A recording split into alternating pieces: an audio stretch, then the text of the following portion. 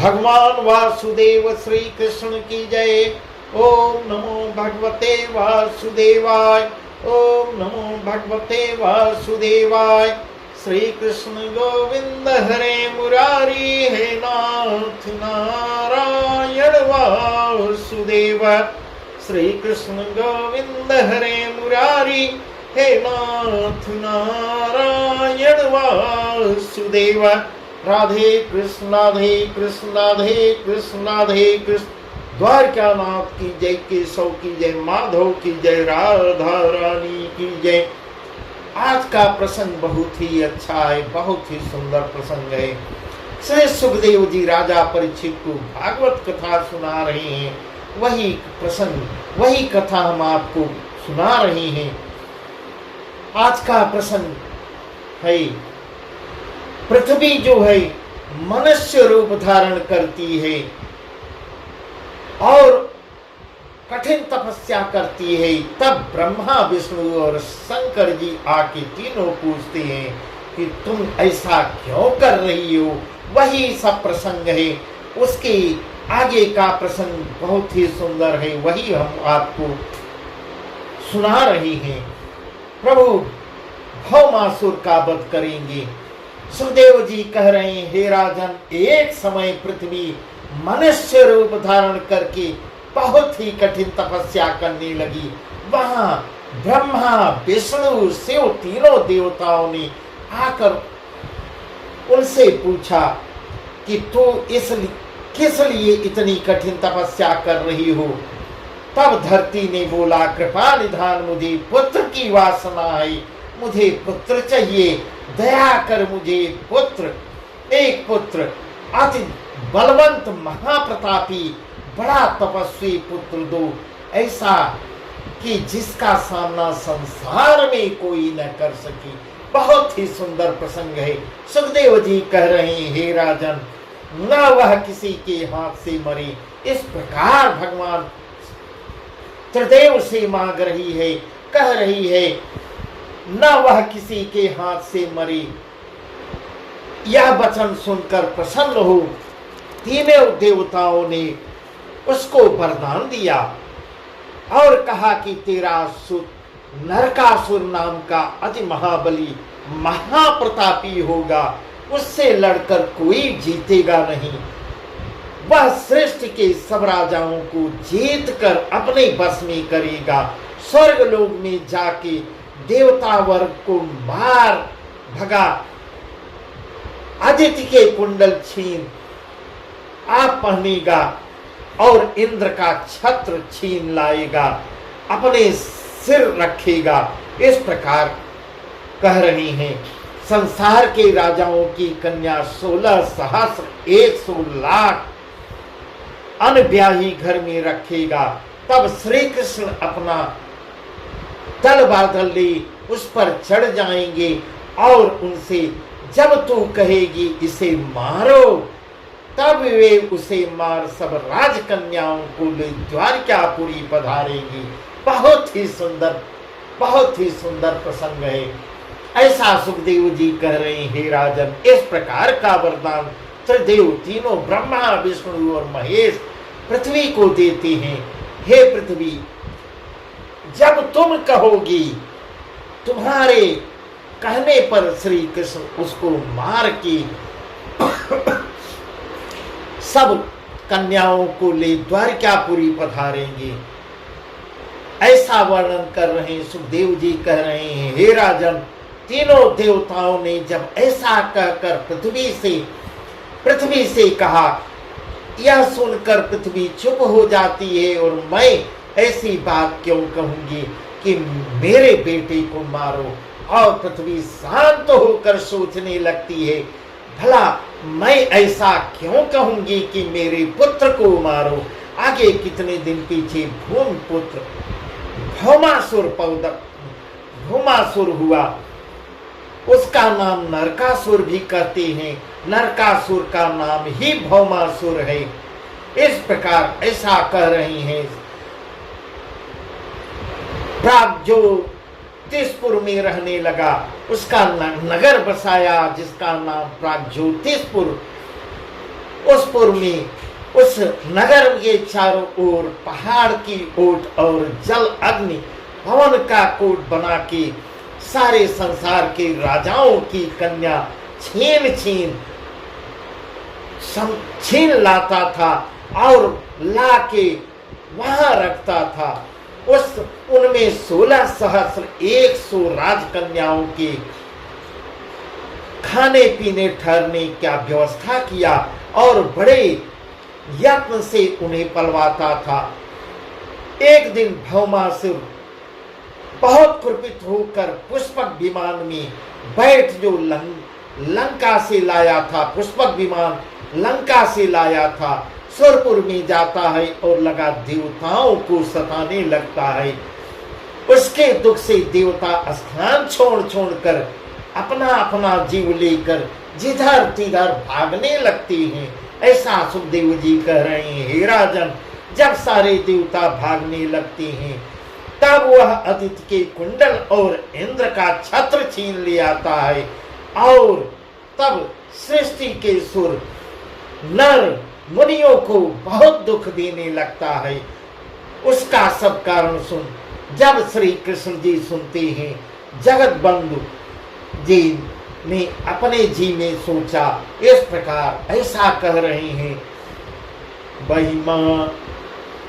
वाही मारी सुंदरी अवल्याओ, वाही मारी सुंदरी अवल्याओ, सुरपति छत्र कहाँ पहुँचाओ, जाय अदिति के कुंडल दई हो, जाय अदिति के कुंडल दई हो, निर्भय राजेंद्र को कहियो।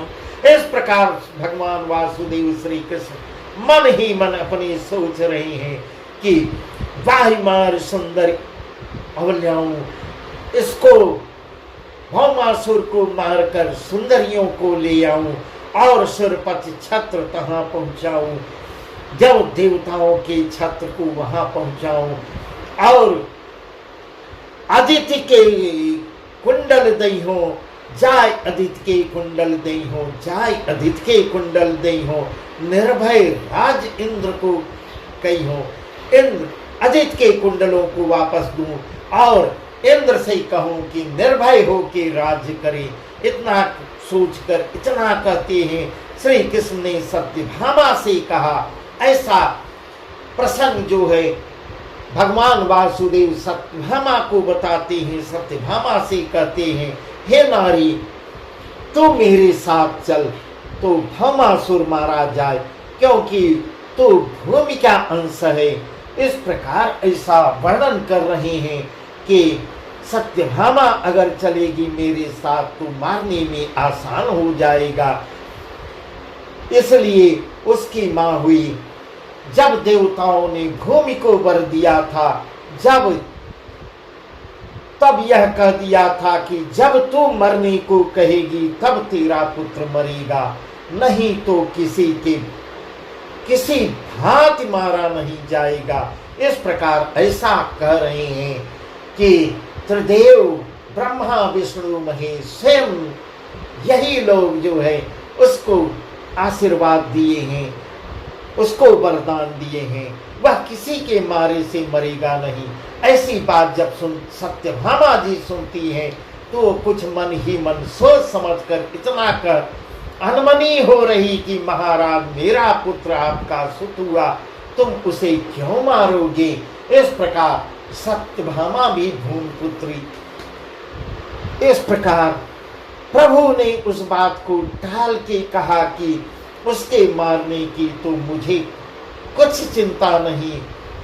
सत्यभामा जो है पृथ्वी ही थी, सत्यभामा पृथ्वी ही थी। ऐसा वर्णन कर रहे हैं सुखदेव जी।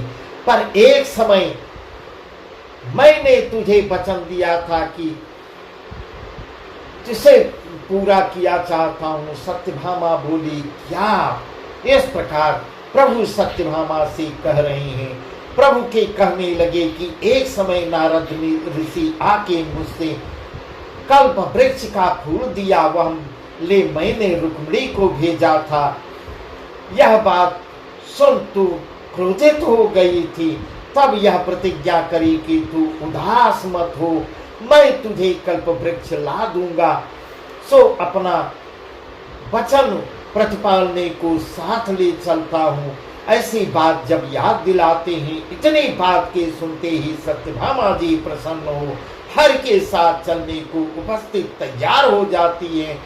तब प्रभु उसे गरुड़ पे बैठाकर साथ ले जाते हैं। प्रभु सत्यभामा को अपने साथ ले जाने को तैयार कर लेते हैं और साथ लेके जाते हैं। कुछ दूर जाते हैं श्री कृष्ण ने सत्यभामा से पूछा कि सत्य कह सुंदरी, इस बात को तू पहले क्या समझ अप्रसन्न हुई थी, पहले क्यों निराश हुई थी, मुझे सत्य सत्य बताओ। तब सत्यभामा बोलती है, महाराज तुम भौमासुर को मार 16,100 राजकन्या लाओगे, उनमें मुझे भी गिनोगे। इस प्रकार उनके मन में निराशा हो रही है। यही सोच के निराशा हो रही है कि अभी तो हम लोग 8 हैं, 16,100 और ले आएंगे और उसी में मुझे भी गिनोगे, ऐसा समझकर मैं अनमन हुई थी। तब भगवान वासुदेव कहते हैं कि तू चिंता मत करो,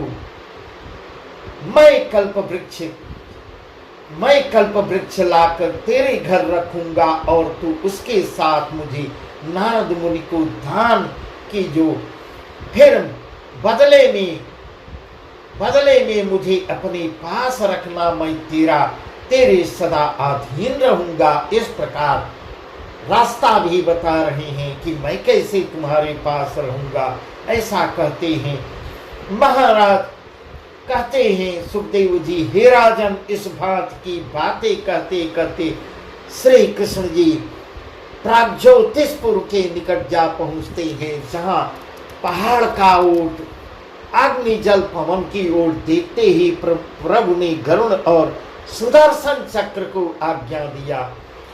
ऐसा वर्णन कर रहे हैं, प्रभु गरुड़ को और सुदर्शन चक्र को आज्ञा देते हैं। उन्होंने पल भर में ढाल बुझा बहा अच्छे रास्ते बना देते हैं। ऐसे हरि आगे बढ़ नगर में जाने लगते हैं, क्यों ही गढ़ के दैत्य लड़ने को चले आते हैं। प्रभु ने उन्हें गदा से सहज में ही मार गिराया। उनके मरने का समाचार पाकर मुर नामक राक्षस, जो इस गढ़ का रखवाला था, जो मेन यहाँ का रक्षक था, वह क्रोध करके त्रिशूल हाथ में लेकर श्री कृष्ण जी पर चढ़ आता है और दांत पीस कर कहने लगा कि मोती भली कौन जगोर, मोती भली कौन जगोर, बाही देखी हो मैं यह ठोर, बाही देखी हो मैं यह ठोर, मुझसे बली यहाँ कौन आ गया, यहाँ देखो मैं यहाँ खड़ा हूँ। इस प्रकार ललकारने लगा। अब सुखदेव जी कह रहे हैं, हे राजन, इतना कहकर दैत्य श्री कृष्ण पर झपटता है और जो गरुड़ सर्प पर झपटे, आगे उसने त्रिशूल चलाया, सो प्रभु ने चक्र से काट गिराया है। इस प्रकार फिर झुझलाकर मुर ने जितने शस्त्र हरि पर डाले हैं, उतने प्रभु ने आसानी से काट देते हैं। फिर श्री कृष्ण जी ने सुदर्शन चक्र से उसके 5 सिर काट डाले। धड़ से धड़ के गिरते ही बहुत तेज धमाका होता है। उसका जैसे ही धड़ गिरता है, इतना तेज आवाज होता है, इतना तेज धमाका होता है। तब भौमासुर चौंक जाता है। भौमासुर बोला कि यह बहुत बड़ा घोर कैसा आवाज कहाँ से आ रही है। इसी बीच किसी ने जाके सुनाया कि महाराज श्री कृष्ण ने आक्रमण किया, श्री कृष्ण ने आके मुर दैत्य को मार डाला। ऐसी बात जब सुनता है भौमासुर अपनी सेना लेकर सेनापति को युद्ध करने की आज्ञा देता है। वह सब सेनापति उसका आता है, भौमासुर का सेनापति लड़ने को आता है, सेना की टुकड़ी लेके आता है लड़ने को, गढ़ के द्वार पर जा उपस्थित हुआ और उसके पीछे अपने पिता का मरना सुन मुर के साथ बेटे जो अति बलवान थे सो भी उसके साथ लग लेते हैं। अपने पिता का मरना सुनकर मुर के बेटे भी उसके साथ लग जाते हैं, वो भी श्री कृष्ण जी से लड़ने लगती हैं और लड़ने के लिए सम्मुख खड़े हो जाती हैं। एकाएक प्रभु के चारों ओर सब दल घेर लेते हैं, चारों तरफ से बादल की तरह जा छाते हैं, सब ओर से अनेक प्रकार के अस्त्र शस्त्र भौमासुर के शूरवीर श्री कृष्ण पर चलाते थे और सहज में ही भगवान वासुदेव उसे स्वभाव से ही काट काट ढेर करते जाते थे। इसका निदान यह निकला, हरि सत्यभामा जी को महाभयातुर देख, सत्यभामा जी को थोड़ा डरा हुआ देख कर असुर दल को मुर के सातों बेटों समेत सुदर्शन चक्र से बात ही बात में ऐसे काट गिराया जैसे कोई ज्वार की खेती को काट गिराता है। बहुत ही सुंदर वर्णन है, बहुत ही सुंदर वर्णन है। ऐसा सुखदेव जी कह रहे हैं, हे राजन, श्री कृष्ण ने मुर के बेटों समेत सभी सेना काट डाली। और ऐसा जब सुनता है, पहले तो भौमासुर अति चिंता कर घबराता है, बाद में कुछ सोच समझ धैर्य धर कर कितने महाबली राक्षसों को अपने साथ लेकर लाल लाल आंखें क्रोध किए हुए कसकर फेटा बांधकर सरसात बकता झकता श्री कृष्ण जी से लड़ने को आता है। काड़ी खंग भौमासुर लियो को पिहंकारी कृष्ण उर दियो, काड़ी खंग भौमासुर लियो को पिहंकारी कृष्ण उर दियो, करे शब्द यति मेघ समान, अरे गंवारन पावे जान, करकश बचन तहाँ उच्चरे महायुद्ध भौमासुर करे, करकश बचन तहाँ उच्चरे, करकश बचन तहाँ उच्चरे, महायुद्ध भौमासुर करे। ऐसा सुखदेव जी कर रहे हैं, महायुद्ध हो रहा है, भौमासुर महायुद्ध कर रहा है, बहुत भीषण ढंग से भगवान वासुदेव से लड़ रहा है। इस प्रकार हे राजन, वह तो अति बल कर इन पर गदा चलाता था और श्री कृष्ण जी के शरीर में उसकी चोट इस प्रकार लगती थी जैसे हाथी के अंग में फूल की झड़ी पुष्प की वर्षा हो रही हो। इस प्रकार ऐसा वर्णन कर रहे हैं। भगवान वासुदेव वहां आनंद ले रहे हैं, युद्ध भी कर रहे हैं, आनंद भी ले रहे हैं। इस प्रकार लड़ाई चल रही है। आगे वह अनेक अस्त्र शस्त्र ले प्रभु से लड़ता है और श्री कृष्ण जी ने सब काट डालते हैं। तब वह फिर घर जाके एक त्रिशूल ले आता है और युद्ध करने को फिर दोबारा आता है। तब सतभामा टेर सुनाई, अब क्यों नाही हतो यदुराई, तब सतभामा टेर सुनाई, अब क्यों नाही हतो यदुराई। उसी समय सत्यभामा जी कहती हैं, अब क्यों नहीं मार देती। अब जब उसका अत्याचार देखती हैं तब सत्यभामा जी कहती हैं, अब क्यों नाही हतो यदुराई, बचन सुनत प्रभु चक्र संहारो, बचन सुनत प्रभु चक्र संहारो, काट शीस भौमासुर मारो, काट शीस भौमासुर मारो। सत्यभामा के मुंह से जैसे ही वचन यह निकलता है, वह प्रभु तुरंत ही चक्र सुदर्शन को आदेश देते हैं, चक्र को हाथ में काट, हे चक्र जाओ शीश काट दो भौमासुर का, तुरंत आदेश देते हैं। और चक्र सुदर्शन जाके भौमासुर के मस्तक को काट देता है। कुंडल मुकुट सहित सिर परो कुंडल मुकुट सहित सिर परो धरन गिरत शेष थर थरो, धरन गिरत शेष थर थरो। इस प्रकार ऐसा वर्णन कर रहे हैं, ऐसा वर्णन कर रहे हैं। उसकी धरती पर गिरते ही शेष थर्राने लगे, इतना उसका वजन था। इस ढंग का वो हुआ है कि धरती कांपने लगी, शेष थर्राने लगे। तेहु लोक में आनंद भयो, तेहु लोक में आनंद भयो। सोच दुखी सब ही को गयो, सोच दुख सब ही को गयो। सबका दुख मिट जाता है, ऐसा वर्णन कर रहे हैं। सभी निश्चिंत हो जाती हैं। ऐसा जब सब सुनते हैं, भौमासुर मारा गया, भौमासुर मारा गया, सब निश्चिंत हो गए।